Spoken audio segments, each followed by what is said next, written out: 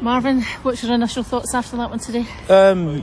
Initial thoughts, I'm proud of how hard they worked. To an individual, listen, we came up with a game plan and I felt they executed that especially well in the first half. We knew there was going to be probably limited chances for us today, Sandra, and once we did get a chance, we needed to kind of take it. And we can see the goal probably for a little bit of naivety, but you get that with young players. I just spoke to young Gibbo in there and said it won't be the last time in your career that something like that happens, and you try and steal the ball the wrong side. But as I said, he worked extremely hard today, as did everybody else, and that's all I can ask of them.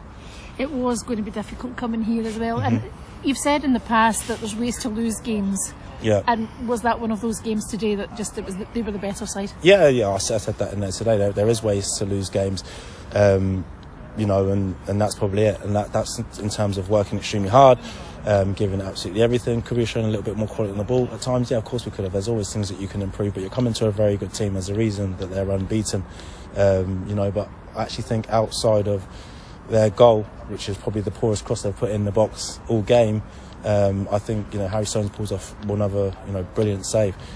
So for all that they had in the box, balls coming in the box, we were the right side, we were marking goal side, and we're letting it go through to the other side. That's how you defend.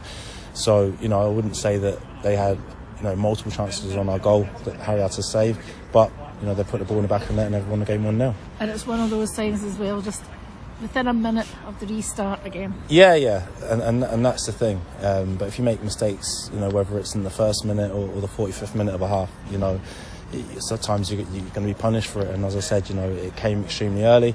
But to be fair to the players, again, looking at their character, 6-7 weeks ago, I think that would have gone 3-4.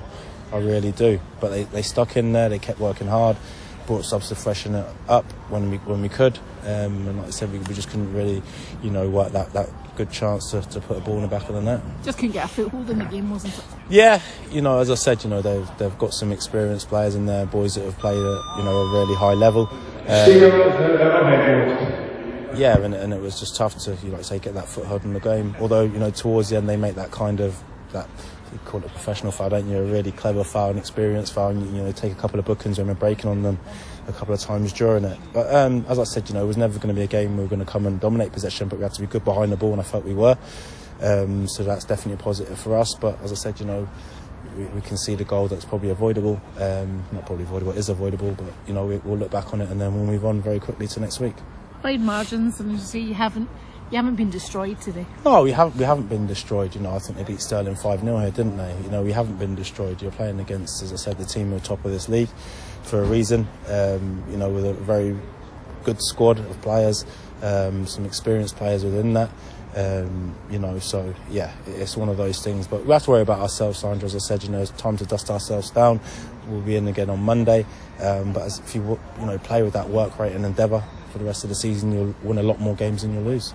Alloa next week as well, and so it's just a case of kick-starting another run. Yeah, exactly. Just getting another run started, isn't it? That's what we have to do. And another thing I said to those players in there today, you look at our squad and you've got Jordan Houston missing, you've got Jack Bryden missing, you've got Daniel Church missing, Regan Minmore, Harry Cochrane and Gavin Riley.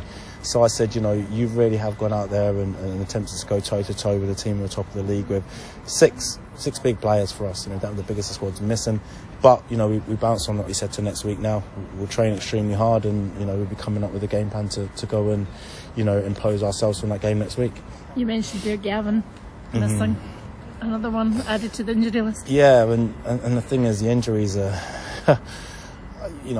Gav's actually ran into another player with a closed fist during training, felt a bit of a crack in his hand or in his finger, and then he's got a stress fracture of the finger. Honestly, you can't make it up.